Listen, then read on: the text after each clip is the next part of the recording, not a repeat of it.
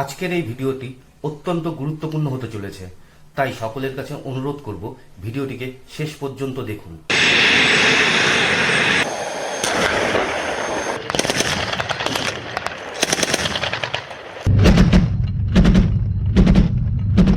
বাংলাদেশের এই ছাত্র সমন্বয়ক নামের গান্ডুরা মোহাম্মদ ইউনূসকে বলছে, স্যার ভারতবর্ষে আক্রমণ করে দিন, ওদের 12টা বাজিয়ে দেবো আমরা। কিন্তু যতই যাই হোক, মোহাম্মদ ইউনূস তার মানসিকতার দিক থেকে খুব ছোট হতে পারে, তবে পড়াশোনাটা জানে। সারা পৃথিবীতে তো ঘুরেছে, তাই শিক্ষিত। হয়তো বাংলাদেশের এই মুহূর্তে একেবারে সাধারণ মানুষরা তার দিকে জুতো তুলে রে রে করে ছুটে যেতে পারে যে এটা যদি শিক্ষিত হয় তাহলে অশিক্ষিতই ভালো। যেই রিক্সাওয়ালা, যেই ঠেলাওয়ালা, যেই সবজি বিক্রেতা অন্তত পক্ষে আমার দুঃখে সমব্যথী, সে আমার বন্ধু আর সেই আসল শিক্ষিত। কিন্তু ওই কাগজপত্রের দিক থেকে মোহাম্মদ ইউনূসকে শিক্ষিত বলা হবে, আর সেক্ষেত্রে খুব একটা ভুলও নয়।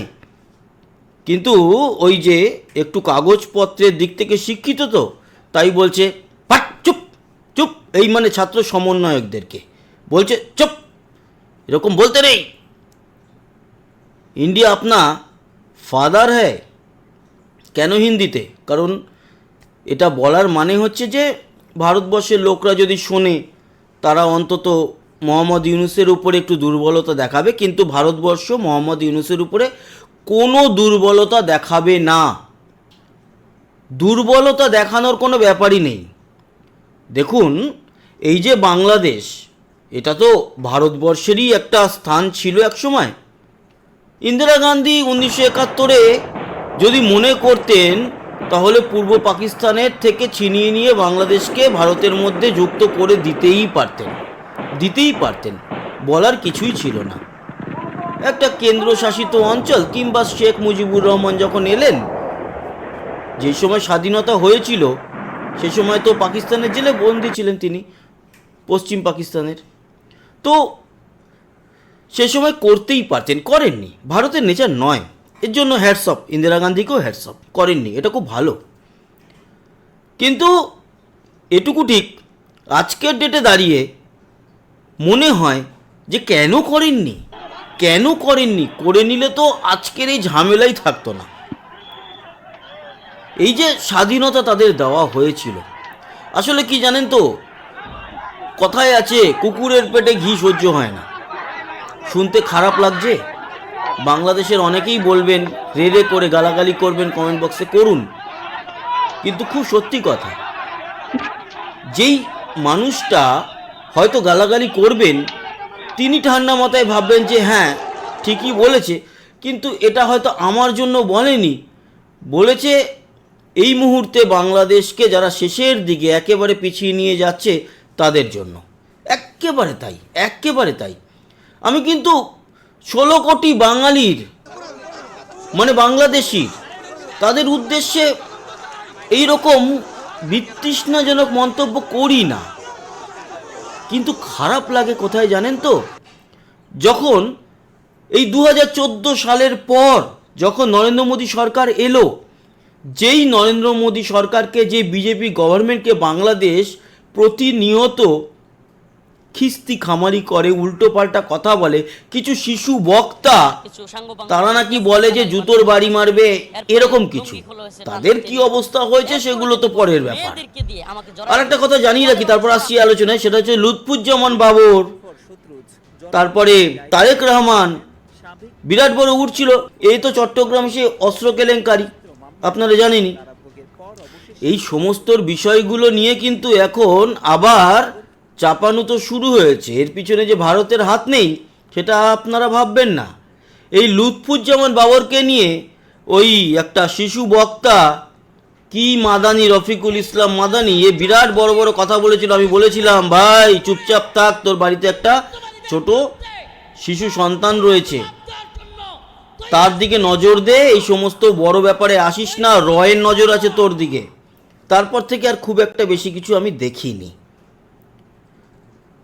আবার ওই ওই যে ছেলেটা আছে না সমন্বয়কদের মধ্যে, হাসনাত আবদুল্লাহ, ওই থেকে থেকে কেঁদে ওঠে, ওই ছেলেটাও এর পাশে বসে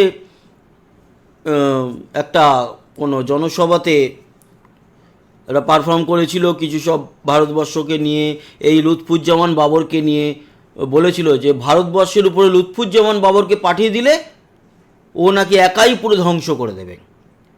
লুৎফুজ্জামান বাবর, তারেক রহমানের ব্যাপারে এখন কোনো কথা নেই, লুৎফুজ্জামান বাবর এরা সব সন্ত্রাসবাদী, এদেরকে কিভাবে ট্র্যাকেল করতে হবে সেটা বুঝে নেওয়া হবে। তখন শেখ হাসিনা ছিলেন, ওরকম ট্র্যাকেল করা হয়েছে, আর এখন পরিস্থিতি চেঞ্জ, এখন ট্র্যাকেল অন্যভাবে করা হবে।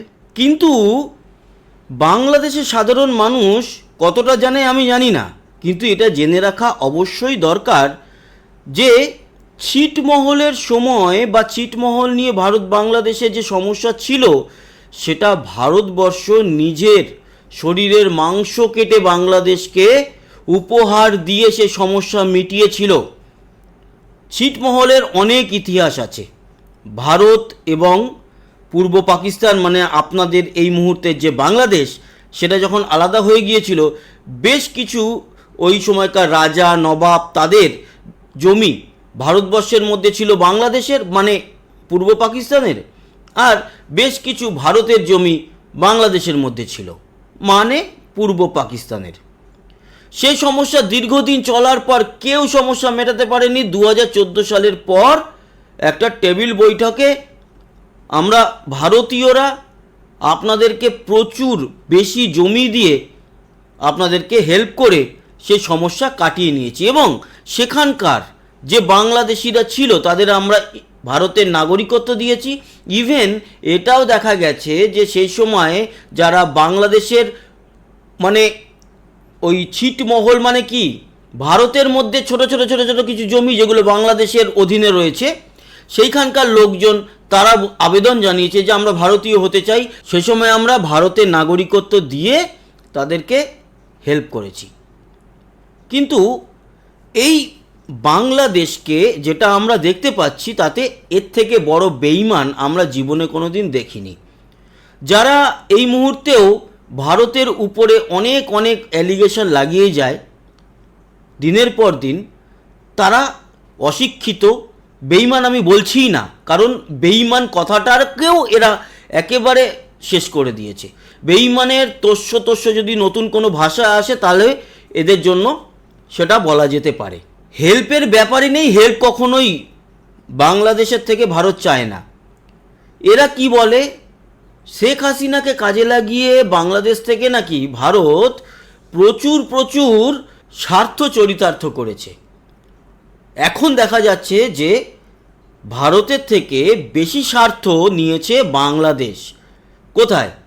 এত নাকি বাংলাদেশ ভারতের থেকে, মানে ভারতকে দিয়েছে, দিনের পর দিন দিয়েছে, আর এখন দেখা যাচ্ছে কি যে দিনের পর দিন বাংলাদেশ ভারতের থেকে নিয়েছে। এখনও কিন্তু সেই নেয়া কমপ্লিট হয়নি। আমরা চাই নিক, কেন নেবে না? বাংলাদেশ অনেকটা পশ্চিমবঙ্গের মতোই, মানে ভারতেরই একটা অঙ্গরাজ্যের মতো, কিন্তু আলাদা দেশ, সেইভাবেই ট্রিটমেন্ট করা হয়েছে। কিন্তু কখনো একেবারে ভিতরে ঢুকে গিয়ে নাক গলানো হয়নি। বাইরে থেকে বলা হয়েছে যে এটা করলে এটা বেটার হবে, এটা করলে এটা বেটার হবে, সেটা সবাই বুঝেছে। এখন যে অবুঝ সন্তানগুলো বাংলাদেশের রয়েছে, সেগুলো তো সন্তান নয়, শয়তান, এটা সবাই জানে। তত্ত্বাবধায়ক সরকার বাংলাদেশে আসবে, খুব তাড়াতাড়ি তত্ত্বাবধায়ক সরকার আসতে চলেছে, এবং এই তত্ত্বাবধায়ক সরকার সম্ভবত সেপ্টেম্বরে কিংবা অক্টোবরের আগে চলে আসতে পারে। এটা শেখ হাসিনার দাবি। শেখ হাসিনা তো আগে এই তত্ত্বাবধায়ক সরকারের রীতিনীতি সংবিধান থেকেই বাদ দিয়ে দিয়েছিলেন। তিনিও ভুল করেছিলেন, তিনিও বুঝতে পারেননি যে এই দিন দেখতে হবে। তখন বিএনপি মানা করেছিল, এখন বিএনপি আবার মানা করছে উল্টে, না তত্ত্বাবধায়ক সরকার নয়। আবার বিএনপির কি যে মানা, কোথায় যে হ্যাঁ বলছে, কোথায় কার সাথে না বলছে, পুরো ঘেটে ঘ হয়ে গেছে। এই নাকি তারেক রহমান আসবে, প্রধানমন্ত্রী হবে, মোহাম্মদ ইউনূসকে নাকি একেবারে দেশের রাষ্ট্রপতি বানিয়ে দেবে। এই সমস্ত ছ্যাবলামি চলছে। আর সাধারণ মানুষের সকালবেলায় কি খাবো, দুপুরে কি খাবো, আর রাতে কি খাবো, সেই নিয়ে সমস্যা তৈরি হয়েছে। একমাত্র বাংলাদেশকে এই মুহূর্তে বাঁচাতে পারে শেখ হাসিনা, এবং তার পেছনে যদি ভারত থাকে তবেই। কিন্তু ভারত চট করে কেন নাক গলাচ্ছে না জানেন? আপনাদের বাংলাদেশের জন্য, বাংলাদেশের মানুষের জন্য। কারণ ওই যে বললাম, বেঈমান এবং ইকুয়াল টু ইন্টু 50 বা 100 বা 500, 1000, মানে বেঈমান, মির্জাফর, এই কথাটার আবার নতুন কিছু সংজ্ঞা হয়তো ভবিষ্যতে আসতে চলেছে। এমনও হতে পারে যে এর আগে আমরা বেঈমান বলতে আমরা মির্জাফর কথাটা ইউজ করতাম, এরপর হয়তো বেঈমান ইকুয়াল টু বাংলাদেশি কথাটা ইউজ করব। হতেই তো পারে, তার কারণ আপনারা নিজেরাই সেই জায়গা তৈরি করে দিয়েছেন। সবাই দেখতে পাচ্ছে, সারা পৃথিবী দেখতে পাচ্ছে। আমরা তো পুরো, আমাদের বিতৃষ্ণা এসে গেছে বাংলাদেশের উপরে।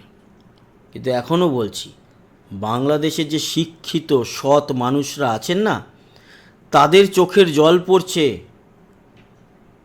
একজন অধ্যাপককে যদি একটা সমন্বয়ক একটা ছোট্ট ওই পুচকে ছাত্রর সামনে উঠে দাঁড়াতে হয়, তাহলে সেই দৃশ্য দেখে বমি পায়। জঘন্য। খুব তাড়াতাড়ি আমরা পরিবর্তন চাই। ভারতীয় হয়ে বলছি, বাংলাদেশে পরিবর্তন চাই, এবং সেটা সেপ্টেম্বর অক্টোবরের মধ্যেই হবে বলে আশা করছি। তার সমস্ত কিছু তৈরি হয়ে গেছে। আর পাকিস্তানকে সঙ্গে নিয়ে বাংলাদেশ যে ভারতের সঙ্গে যুদ্ধের পরিকল্পনা করেছে, সেই পরিকল্পনায় কোনো আমাদের আপত্তি নেই। আমরা লড়াই করব, কোনো অসুবিধা নেই, কোনো অসুবিধা নেই। আমরা লড়াই করব এবং সাধারণ বাংলাদেশিদেরকে আমরা জয় এনে দেব। যাদের লাশ পড়ে থাকবে শুধু দেখবেন সমন্বয়ক ও উপদেষ্টা, এরা। সাধারণ বাংলাদেশিদের আমরা কোনো ক্ষতি চাই না।